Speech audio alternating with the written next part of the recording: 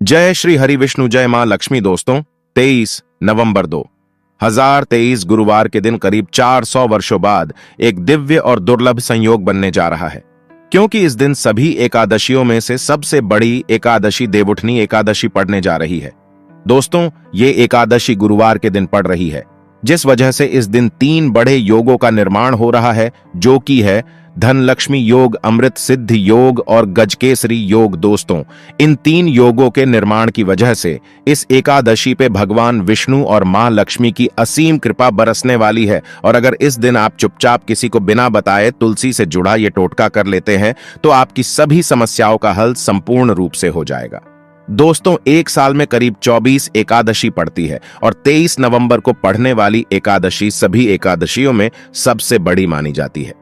इसलिए इस दिन तुलसी से जुड़ा ये अचूक उपाय आपकी हर परेशानी को हल कर देगा, चाहे वो धन को लेके हो या सेहत या संतान की प्राप्ति को लेके। इसलिए दोस्तों वीडियो को आखिर तक जरूर देखें। और दोस्तों अगर आप भी अपने जीवन में भगवान श्री हरि विष्णु की कृपा पाना चाहते हैं तो इस वीडियो को लाइक करके कमेंट में जय श्री हरि जय मां लक्ष्मी लिखना ना भूले। दोस्तों हर साल कार्तिक मास के शुक्ल पक्ष की एकादशी तिथि को देवउठनी एकादशी मनाई जाती है। देवउठनी एकादशी का दिन श्री हरि विष्णु को समर्पित है। इस दिन जगत के पालनहार श्री हरि विष्णु अपनी 4 महीने की योग निद्रा से जागते हैं। इसके बाद से ही सभी मांगलिक कार्य आरंभ हो जाते हैं। इसके अलावा देवउठनी एकादशी भगवान विष्णु को प्रसन्न करने के लिए भी बेहद उत्तम मानी जाती है। इस दिन भगवान विष्णु को प्रसन्न करने के लिए कुछ लोग व्रत रखते हैं और पूजा करते हैं। इस दिन सच्ची श्रद्धा और भक्तिभाव से भगवान विष्णु की पूजा करने से सभी मनोकामनाएं पूर्ण होती हैं। दोस्तों भगवान विष्णु को प्रसन्न करने के लिए देवउठनी एकादशी के दिन भगवान विष्णु जी को केसर और दूध से ध्यान से सुनना। जो दूध है उसमें केसर मिलाकर ही केसर युक्त दूध से भगवान विष्णु जी का अभिषेक करना चाहिए। ऐसा करने से ही व्यक्ति के सभी प्रकार की मनोकामनाओं की पूर्ति होती है। इसलिए भगवान विष्णु प्रसन्न होते हैं। यह जो उपाय है ये शास्त्रों में लिखित उपाय है। ये बहुत ही प्रभावी और चमत्कारी उपाय है। चाहे कोई भी विशेष प्रकार की मनोकामना हो और वह मनोकामना आपके लंबे समय से पूर्ण नहीं हो पा रही है तो उपाय करने से मनोकामना पूर्ण हो जाती है। यदि कोई व्यक्ति आर्थिक तौर पर बहुत समस्याओं को झेल रहा है, एकादशी के दिन भगवान विष्णु की पूजा करें, कुछ पैसे अर्पित करें। पैसे अर्पित करते समय आपको बोलना है कि हे भगवान, ये पैसे मैं आपको अपनी आर्थिक उन्नति के लिए समर्पित कर रहा हूं, कृपया आप इसे स्वीकार करें। इस प्रकार से आपको प्रार्थना करनी है और इसके बाद पूजन के उपरांत इन पैसों को भगवान विष्णु जी का आशीर्वाद के रूप में मानकर आप इसे अपनी तिजोरी में रखें या पर्स में रखें। ऐसा करने से धन लाभ होता है और पैसों से जुड़ी जो भी समस्या आपके जीवन में होती रहती है वे समस्या समाप्त हो जाती है। ये पैसे फिर साधारण पैसे नहीं रह जाते, इसमें भगवान विष्णु की शक्तियां जागृत हो जाती हैं। यह साधारण पैसे नहीं होते, इसे आप संभाल कर रखें। यह साक्षात नारायण का आशीर्वाद बन जाते हैं। जहां पर नारायण का आशीर्वाद हो, भगवान विष्णु जी का आशीर्वाद हो, वहां पर फिर लक्ष्मी फलती फूलती है। कहने का मतलब है कि आध्यात्मिक उन्नति होती है। दोस्तों देवउठनी एकादशी के दिन भगवान विष्णु जी को तुलसी के पत्ते के साथ सफेद रंग का भोग जरूर अर्पित करें। इसलिए तो हो सके तो खीर या सफेद रंग के मिष्ठान्न भगवान विष्णु जी को भोग लगाना अति उत्तम होता है। ऐसा करने से धन में वृद्धि होती है, क्योंकि जो माता लक्ष्मी है ये सफेद वस्तु की तरह बहुत जल्दी आकर्षित होती है। खासकर माता लक्ष्मी को खीर बहुत प्रिय है। सफेद रंग के दूध से बने मिष्ठान होते हैं, वो माता रानी को बहुत प्रिय है। तो अगर आप भगवान विष्णु जी को चढ़ाते हैं तो इससे मां लक्ष्मी आपके घर में स्वयं ही बिना कुछ बोले ही आ जाती है और आपके घर की आर्थिक परेशानियों को दूर करती है और भगवान विष्णु भी प्रसन्न होते हैं। दोस्तों हम कई बार आप लोगों को बता चुके हैं कि धन देने का अधिकार माता लक्ष्मी को है, अर्थात माता लक्ष्मी केवल धन देती है, लेकिन किसकी किस्मत में कितना धन देना है ये काम भगवान विष्णु जी करते हैं, क्योंकि भगवान विष्णु जी को पालनहार कहा जाता है। संसार के जितने भी जीव जंतु है सबका पालन करने का दायित्व रखा है भगवान विष्णु जी ने। तो भगवान विष्णु जी किसके कर्मों में कितना धन देना है ये निर्णय लेते हैं। इसलिए भगवान विष्णु को जितना ज्यादा हो सके देवउठनी एकादशी के दिन प्रसन्न करने का प्रयास करें। देवउठनी एकादशी के दिन घर के नजदीक बने जो मंदिर है भगवान विष्णु जी का अगर कहा जाए तो इसे अति उत्तम कहते हैं, तो वहां पर भी आप नारियल और बादाम भगवान विष्णु जी के स्वरूप मान करके जो भी देवी देवता है उसे अर्पित कर दें। क्योंकि भगवान विष्णु जी ने स्वयं भगवत गीता में कहा है कि संसार में जितने भी देवी देवताओं की पूजा करते हैं वे सब मेरे ही स्वरूप हैं। इससे आपके रुके हुए भी जो भी कार्य हैं वे पूर्ण हो जाते हैं और उनका परिणाम आपको तत्काल मिलता है। जो आसपास के आपके मंदिर है वहां पर संध्या काल के समय में नारियल और बादाम जरूरत करना, बादाम की संख्या 5 रखना है। साथ ही वीडियो में आइए जानते हैं कि एकादशी में किन बातों का विशेष रूप से आपको ध्यान रखना है, आप सफल हो जाएंगे। सफलता प्राप्त करने के लिए कौन सी विशेष जानकारियां हैं और उपाय हैं, आइए जान लेते हैं। दोस्तों, देवउठनी एकादशी पर तुलसी विवाह अगर आप कराते हैं तथा अगर विष्णु जी का आप पूजन करते हैं तो विशेष रूप से कुछ आपको सावधानियां रखनी चाहिए, या फिर आप हो सके तो ये उपाय जरूर करना, ये सावधानी जरूर बरते। दोस्तों, तुलसी के पौधे के चारों तरफ आपको स्तंभ जरूर बनाना चाहिए, फिर तोरण जरूर सजाना चाहिए। रंगोली से अष्टदल कमल जरूर बनाए, शंख चक्र और गाय के पैर, ये तीनों चीजें जरूर बनानी चाहिए। ऐसा माना जाता है कि इस दिन शंख चक्र और गाय के पैर बनाए जाते हैं तो उसे से घर में भगवान नारायण तथा माता लक्ष्मी अस्थायी रूप से वास करती हैं। इनकी दिव्य शक्ति सूक्ष्म रूप से आपके घर में वास करती है। तुलसी के साथ आंवले का गमला जरूर लगाना, उनके साथ आंवले का पूजन जरूर करना, क्योंकि आंवले को भगवान विष्णु जी अर्थात नारायण जी के रूप में माना जाता है और तुलसी माता को लक्ष्मी जी का स्वरूप कहा गया है। जिस प्रकार नारायण के बिना तुलसी अधूरी है, उसी प्रकार तुलसी के बिना नारायण भी अधूरी है। अर्थात भगवान जो नारायण है ये आंवले के स्वरूप में विराजमान होते हैं और माता तुलसी जो है ये लक्ष्मी का स्वरूप कही गई है, ये माता तुलसी के रूप में विराजित है। इस दिन हो सके तो तुलसी का पंचोपचार पूजन करना है तो दक्षाश्री का मंत्र तुलसी का आप जरूर जपना। दोस्तों, माता तुलसी जी इससे बहुत प्रसन्न होती है। इस दिन घी का दीप और धूप जरूर दिखाना। सिंदूर, रोली, चंदन और नैवेद्य 4 चीजें हैं। ये तुलसी माता को चढ़ाने से माता अखंड सौभाग्यवती का प्रदान देती है। पुरुष चढ़ाते हैं तो ऐसे पुरुष के जीवन में फिर विष्णु जी की कमी नहीं होती है, अर्थात धर्म की कमी नहीं होती। ऐसे पुरुष धर्म के मार्ग में चलने वाले होते हैं, धन की कमी कभी नहीं होती हो सके। तो इस दिन तुलसी माता को वस्त्र अलंकार, सुशोभित वस्त्र अलंकार आपको भेंट करना है।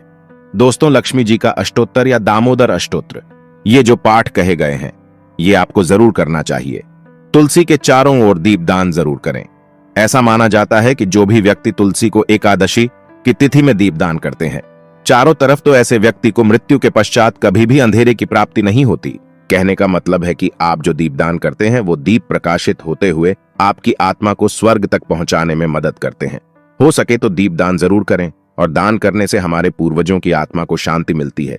जो हमारे पूर्वज जिन्हें किसी कारणवश स्वर्ग की प्राप्ति नहीं हो पा रही है, तो दीप दान करने से उन्हें स्वर्ग की प्राप्ति होती है। दोस्तों, एकादशी के दिन भगवान विष्णु जी को तुलसी जरूर चढ़ानी चाहिए। ऐसा माना जाता है कि इस दिन एक तुलसी का पत्ता चढ़ाने से 10,000 गोदान के बराबर की प्राप्ति होती है। लेकिन आज के दिन जान लीजिए, अर्थात इस दिन देवउठनी एकादशी के दिन गलती से भी तुलसी का पत्ता नहीं तोड़ा जाता, जो कि पत्ते आपको पहले से ही तोड़कर रखने हैं। जिन दंपतियों को संतान ना हो तो उन्हें तुलसी नमस्तक जरूर पढ़ना चाहिए, इससे संतान की प्राप्ति होती है। तुलसी नमस्तक के पाठ से शीघ्र ही जिनके विवाह नहीं हो पाते हैं तो उनका शीघ्र ही विवाह हो जाता है, बल्कि जिनका कोर्ट कचहरी के मामले में कोई केस अगर चलता है तो वह समस्या भी दूर हो जाती है। दोस्तों, नए घर में तुलसी का पौधा इस दिन लगाने से श्री हरि भगवान विष्णु जी बहुत प्रसन्न होते हैं और ऐसे घर में सभी प्रकार के मंगलकारी चीज प्रदान करते हैं। नौकरी पाने के लिए, कारोबार में तरक्की के लिए, या फिर हो सके तो अपने जीवन में उन्नति के लिए तुलसी का पौधा पीले कपड़े में बांधकर ऑफिस या दुकान के आसपास में जरूर रखें। इससे आपको नौकरी में, कारोबार में भी प्रमोशन मिलेगा, आपको हर कार्य में तरक्की मिलेगी। आप अपने घर में भी यह कार्य कर सकते हैं। तो दोस्तों, ये थे तुलसी से जुड़े कुछ उपाय जो आपको इस एकादशी पर जरूर करने चाहिए। वही दोस्तों, इस दिन भगवान विष्णु को प्रसन्न करने के लिए यदि विशेष उपाय किए जाएं तो विशेष फल मिलता है और साधक की मनोकामनाएं पूरी हो सकती हैं। ये उपाय इस प्रकार हैं। देवउठनी एकादशी की शाम तुलसी के पौधे के सामने गाय के घी का दीपक लगाएं और ओम वासुदेवाय नम मंत्र बोलते हुए तुलसी की 11 परिक्रमा करें। इस उपाय से घर में सुख शांति बनी रहती है और किसी भी प्रकार का कोई संकट नहीं आता। एकादशी पर ब्रह्म मुहूर्त में उठकर किसी पवित्र नदी में स्नान करें तो जीवन के सभी सुख प्राप्त होते हैं। इसके बाद विधिपूर्वक गायत्री मंत्र का जाप करना चाहिए। स्त्रियों के लिए यह स्नान उनके पति की लंबी उम्र और अच्छा स्वास्थ्य देने वाला माना गया है। यदि आप धन की इच्छा रखते हैं तो एकादशी पर समीप स्थित किसी विष्णु मंदिर जाएं और भगवान विष्णु को सफेद मिठाई या खीर का भोग लगाएं। इसमें तुलसी के पत्ते अवश्य ढालें। इससे भगवान विष्णु जल्दी ही प्रसन्न हो जाते हैं। एकादशी पर एक नारियल व थोड़े बादाम भगवान विष्णु के मंदिर में चढ़ाएं। यह उपाय करने से आपको जीवन के सभी सुख प्राप्त हो सकते हैं और अटके कार्य भी बन सकते हैं। एकादशी पर भगवान श्री विष्णु का केसर मिश्रित दूध से अभिषेक करें। यह करने से भगवान विष्णु के साथ माता लक्ष्मी भी प्रसन्न होती हैं और साधक की हर मनोकामना पूरी कर सकती है। भगवान श्री विष्णु को पीतांबरधारी भी कहते हैं, जिसका अर्थ है पीले रंग के वस्त्र धारण करने वाला। एकादशी के दिन आप पीले रंग के कपड़े, पीले फल व पीला अनाज पहले भगवान विष्णु को अर्पण करें। इसके बाद ये सभी वस्तुएं गरीबों व जरूरतमंदों में दान कर दें। ऐसा करने से भगवान विष्णु की कृपा आप पर बनी रहेगी। यदि आप निरंतर कर्ज में फंसते जा रहे हैं तो एकादशी पर समीप स्थित किसी पीपल के वृक्ष पर पानी चढ़ाएं और शाम के समय दीपक लगाएं। पीपल में भी भगवान विष्णु का ही वास माना गया है। इस उपाय से जल्दी ही आप कर्ज मुक्त हो सकते हैं। इस दिन दक्षिणावर्ती शंख में जल भरकर भगवान श्री विष्णु का अभिषेक करें। इस उपाय से भगवान विष्णु और मां लक्ष्मी दोनों प्रसन्न होते हैं। धन की कामना रखने वाले साधक एकादशी के दिन नीचे लिखे मंत्र का 5 माला जाप करें। ओम ह्लीं ऐं क्लीं श्री। एकादशी के दूसरे दिन किसी ब्राह्मण को भोजन करवाकर उसे दक्षिणा वस्त्र आदि भेंट स्वरूप प्रदान करें। इससे आपको लाभ हो सकता है। एकादशी पर भगवान विष्णु की पूजा करें और पूजा करते समय कुछ पैसे विष्णु भगवान की मूर्ति या तस्वीर के समीप रख दें। पूजन करने के बाद यह पैसे फिर से अपने पर्स में रख लें। इससे धन लाभ होने की संभावना बन सकती है। काफी कोशिशों के बाद भी यदि आमदनी नहीं बढ़ रही है या नौकरी में प्रमोशन नहीं हो रहा है तो एकादशी पर 7 कन्याओं को घर बुलाकर भोजन कराएं। भोजन में खीर अवश्य होना चाहिए। कुछ ही दिनों में आपकी कामना पूरी हो सकती है। तो दोस्तों, ये थे कुछ उपाय जो कि इसके दिन आपको जरूर करने चाहिए। और आइए अब आपको सुनाते हैं देवउठनी एकादशी की व्रत कथा, जिसको सुनने मात्र से आपके सभी दुखों का नाश हो जाएगा। एक राजा के राज्य में सभी लोग एकादशी का व्रत रखते थे। प्रजा तथा नौकर चाकरों से लेकर पशुओं तक को एकादशी के दिन अन्न नहीं दिया जाता था। एक दिन किसी दूसरे राज्य का एक व्यक्ति राजा के पास आकर बोला, महाराज कृपा करके मुझे नौकरी पर रख लें। तब राजा ने उसके सामने एक शर्त रखी कि ठीक है, रख लेते हैं, किंतु रोज तो तुम्हें खाने को सब कुछ मिलेगा, पर एकादशी को अन्न नहीं मिलेगा। उस व्यक्ति ने उस समय हां कर ली, पर एकादशी के दिन जब उसे फलाहार का सामान दिया गया तो वह राजा के सामने जाकर गिड़गिड़ाने लगा, महाराज इससे मेरा पेट नहीं भरेगा, मैं भूखा ही मर जाऊंगा, मुझे अन्न दे दो। राजा ने उसे शर्त की बात याद दिलाई, पर वह अन्न छोड़ने को राजी नहीं हुआ। तब राजा ने उसे आटा, दाल, चावल आदि दिए। वह नित्य की तरह नदी पर पहुंचा और स्नान कर भोजन पकाने लगा। जब भोजन बन गया तो वह भगवान को बुलाने लगा, आओ भगवान, भोजन तैयार है। उसके बुलाने पर पीतांबर धारण किए भगवान चतुर्भुज रूप में आ पहुंचे तथा प्रेम से उसके साथ भोजन करने लगे। भोजनादि करके भगवान अंतर्धान हो गए तथा वह अपने काम पर चला गया। 15 दिन बाद अगली एकादशी को वह राजा से कहने लगा कि महाराज मुझे दुगुना सामान दीजिए। उस दिन तो मैं भूखा ही रह गया। राजा ने कारण पूछा तो उसने बताया कि हमारे साथ भगवान भी खाते हैं, इसीलिए हम दोनों के लिए यह सामान पूरा नहीं होता। यह सुनकर राजा को बड़ा आश्चर्य हुआ। वह बोला, मैं नहीं मान सकता कि भगवान तुम्हारे साथ खाते हैं। मैं तो इतना व्रत रखता हूं, पूजा करता हूं, पर भगवान ने मुझे कभी दर्शन नहीं दिए। राजा की बात सुनकर वह बोला, महाराज यदि विश्वास न हो तो साथ चलकर देख लें। राजा एक पेड़ के पीछे छिपकर बैठ गया। उस व्यक्ति ने भोजन बनाया तथा भगवान को शाम तक पुकारता रहा, परंतु भगवान न आए। अंत में उसने कहा, हे भगवान, यदि आप नहीं आए तो मैं नदी में कूदकर प्राण त्याग दूंगा। लेकिन भगवान नहीं आए। तब वह प्राण त्यागने के उद्देश्य से नदी की तरफ बढ़ा। प्राण त्यागने का उसका दृढ़ इरादा जान शीघ्र ही भगवान ने प्रकट होकर उसे रोक लिया और साथ बैठकर भोजन करने लगे। खा पीकर वे उसे अपने विमान में बिठाकर अपने धाम ले गए। यह देख राजा ने सोचा कि व्रत उपवास से तब तक कोई फायदा नहीं होता जब तक मन शुद्ध न हो। इससे राजा को ज्ञान मिला। वह भी मन से व्रत उपवास करने लगा और अंत में स्वर्ग को प्राप्त हुआ। देव प्रबोधिनी एकादशी की दूसरी व्रत कथा। एक राजा था, उसके राज्य में प्रजा सुखी थी। एकादशी को कोई भी अन्न नहीं बेचता था, सभी फलाहार करते थे। एक बार भगवान ने राजा की परीक्षा लेनी चाहिए। भगवान ने एक सुंदरी का रूप धारण किया तथा सड़क पर बैठ गए। तभी राजा उधर से निकला और सुंदरी को देख चकित रह गया। उसने पूछा, हे सुंदरी, तुम कौन हो और इस तरह यहां क्यों बैठी हो? तब सुंदर स्त्री बने भगवान बोले, मैं निराश्रिता हूं। नगर में मेरा कोई जाना पहचाना नहीं है, किससे सहायता मांगू? राजा उसके रूप पर मोहित हो गया था। वह बोला, तुम मेरे महल में चलकर मेरी रानी बनकर रहो। सुंदरी बोली, मैं तुम्हारी बात मानूंगी, पर तुम्हें राज्य का अधिकार मुझे सौंपना होगा। राज्य पर मेरा पूर्ण अधिकार होगा। मैं जो भी बनाऊंगी तुम्हें खाना होगा। राजा उसके रूप पर मोहित था, अतः उसने उसकी सभी शर्तें स्वीकार कर लीं। अगले दिन एकादशी थी। रानी ने हुक्म दिया कि बाजारों में अन्य दिनों की तरह अन्न बेचा जाए। उसने घर में मांस मछली आदि पकवाए तथा परोसकर राजा से खाने के लिए कहा। यह देखकर राजा बोला, रानी, आज एकादशी है, मैं तो केवल फलाहार ही करूंगा। तब रानी ने शर्त की याद दिलाई और बोली, या तो खाना खाओ, नहीं तो मैं बढ़े राजकुमार का सिर काट लूंगी। राजा ने अपनी स्थिति बड़ी रानी से कही तो बड़ी रानी बोली, महाराज, धर्म न छोड़े बड़े, राजकुमार का सिर दे दें, पुत्र तो फिर मिल जाएगा, पर धर्म नहीं मिलेगा। इसी दौरान बड़ा राजकुमार खेल कर आ गया। मां की आंखों में आंसू देखकर वह रोने का कारण पूछने लगा, तो मां ने उसे सारी वस्तुस्थिति बता दी। तब वह बोला, मैं सिर देने के लिए तैयार हूं, पिताजी के धर्म की रक्षा होगी। जरूर होगी। राजा दुखी मन से राजकुमार का सिर देने को तैयार हुआ तो रानी के रूप से भगवान विष्णु ने प्रकट होकर असली बात बताई। राजन, तुम इस कठिन परीक्षा में पास हुए। भगवान ने प्रसन्न मन से राजा से वर मांगने को कहा तो राजा बोला, आपका दिया सब कुछ है, हमारा उद्धार करें। उसी समय वहां एक विमान उतरा। राजा ने अपना राज्य पुत्र को सौंप दिया और विमान में बैठकर परम धाम को चला गया। देवउठनी एकादशी की एक प्रमुख कथा शंखासुर नामक राक्षस की है।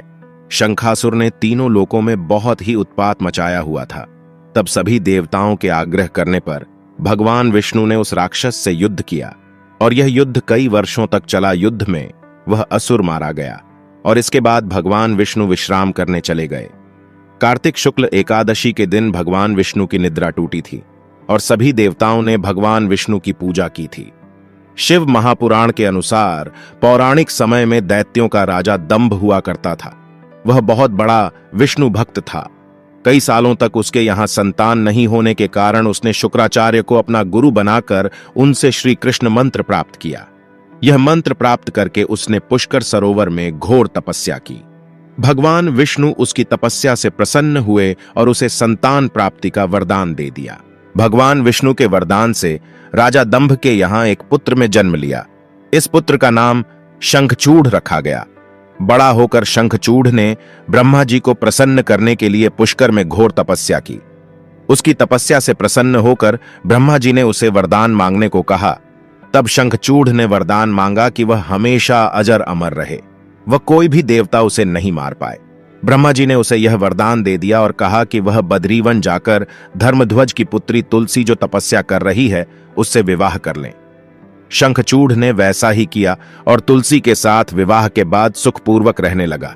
उसने अपने बल से देवताओं, असुरों, दानवों, राक्षसों, गंधर्वों, नागों, किन्नरों, मनुष्यों तथा त्रिलोकी के सभी प्राणियों पर विजय प्राप्त कर ली। वह भगवान श्री कृष्ण का परम भक्त था।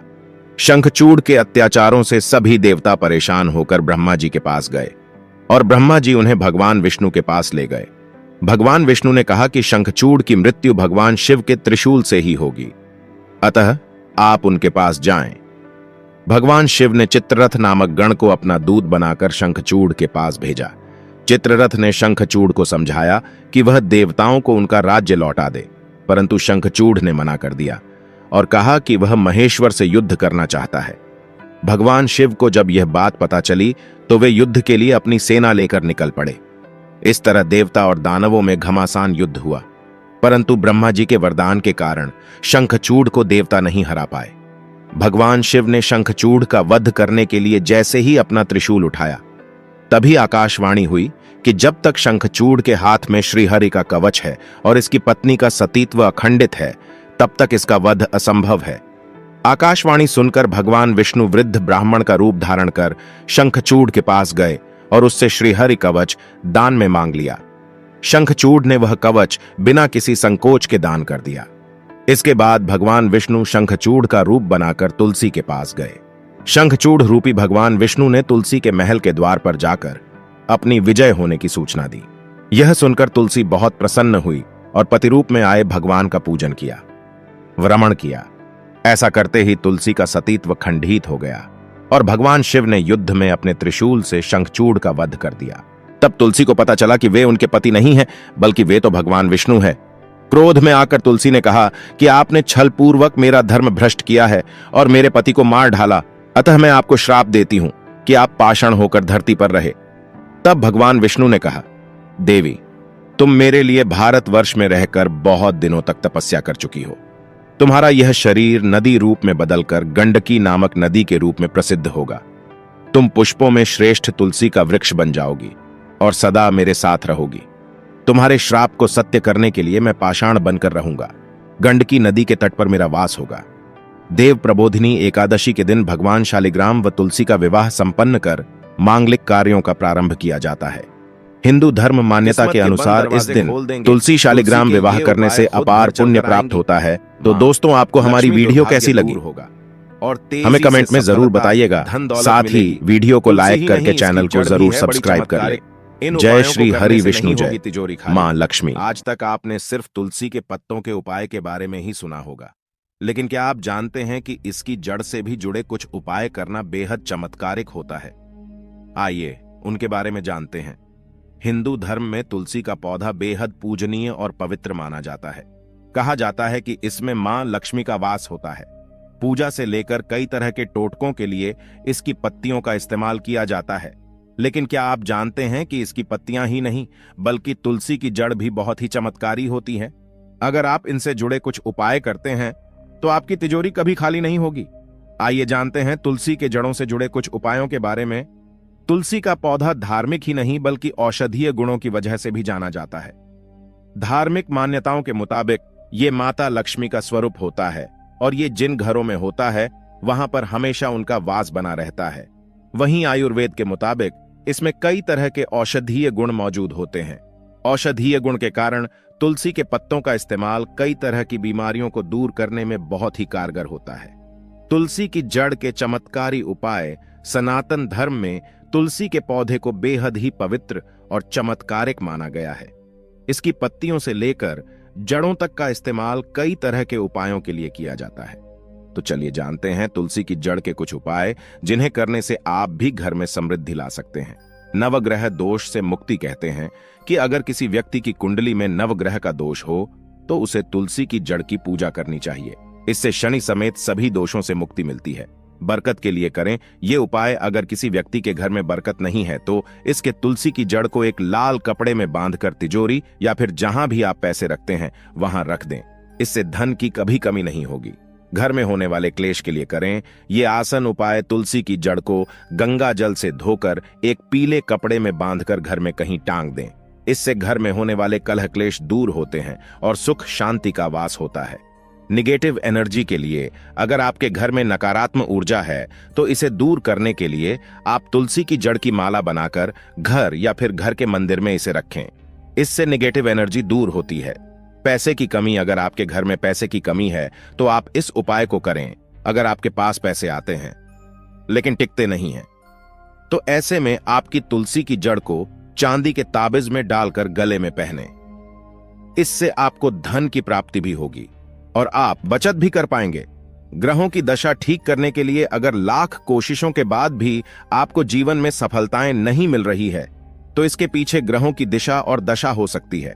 ऐसे में आपको तुलसी की जड़ को ताबिज में डालकर अपने पास रखना चाहिए।